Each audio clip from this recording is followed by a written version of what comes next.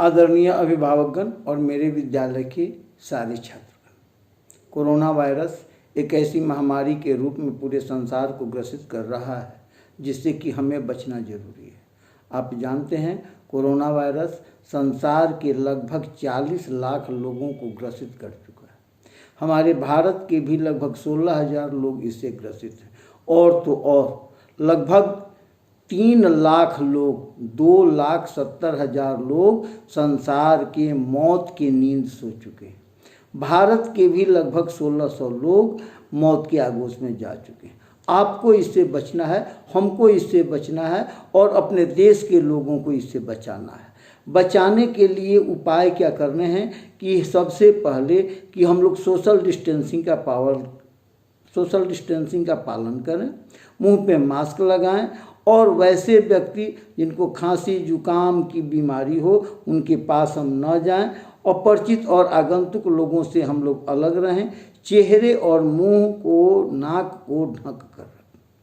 इससे क्या होगा कि ग्रसित व्यक्ति से कोरोना वायरस हमारे पास तक नहीं पहुंच पाएगा। रात में सोते वक्त उबले हुए दूध का हल्दी के साथ सेवन करें। यह भी हमारे शरीर की इम्यूनिटी पावर को बढ़ाने में सक्षम होगा और हम इसके संक्रमण से बचे रह सकते हैं। सबसे ज़रूरत यह है कि जब भी हम घर आएं तो हाथ पैर को अच्छी तरीके से धोएं और हाथ को लगातार 20 सेकेंड तक तो निश्चित रूप से सैनिटाइजर से या अल्कोहल से हम उसका धोएं। तेज बुखार, ठंडी का लगना, शरीर में थकान महसूस होना, सिर और शरीर में दर्द महसूस होना, इससे के ऐसे लक्षण हैं जो कि यह बताते हैं कि हम में संक्रमण हो रहा है। 100 डिग्री से ऊपर की बुखार हो, ठंड लग रही हो और ऊपर से नाक बह रही हो तो निश्चित जानिए कि संक्रमण से हम लोग अब अछूते नहीं हैं। ऐसी स्थिति में आप जितना जल्दी हो सके अपने नज़दीकी सेंटर से संपर्क करें और अपना इलाज करवाएं।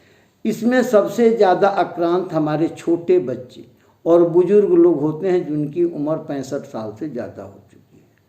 65 साल से ज़्यादा उम्र के लोग जिन्हें दमा की बीमारी है, जिन्हें शुगर की बीमारी है या फिर जिन्हें हार्ट की बीमारी है, उन पे इसका संक्रमण ज़्यादा होता है।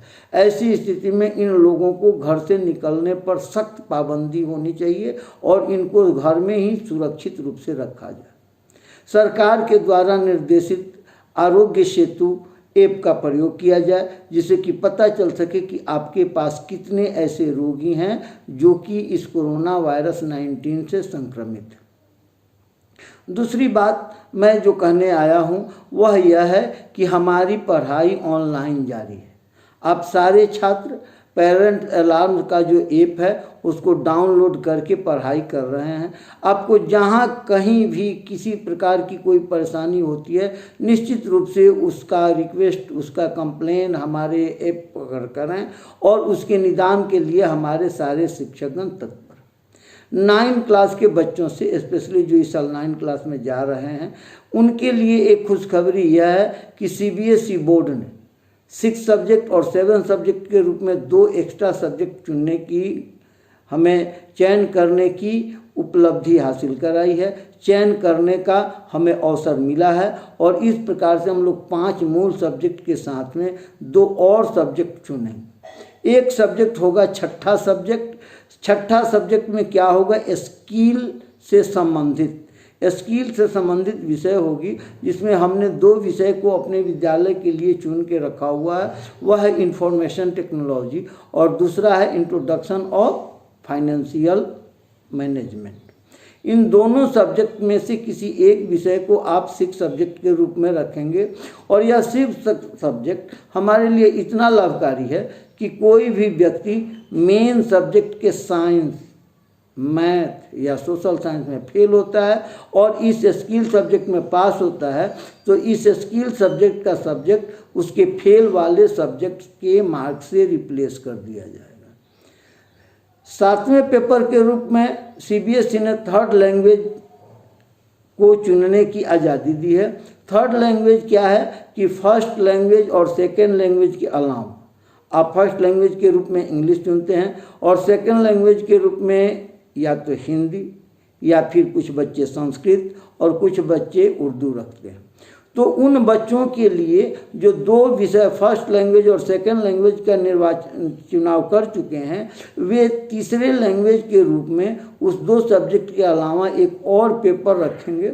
और भगवान न करे कि ऐसा हो, लेकिन अगर ऐसा होता है कि लैंग्वेज में आप फेल होते हैं तो इस 7th सब्जेक्ट के विषय को उस लैंग्वेज पेपर से रिप्लेस कर दिया जाएगा और आपका रिजल्ट 100% आने की गारंटी हो जाएगी।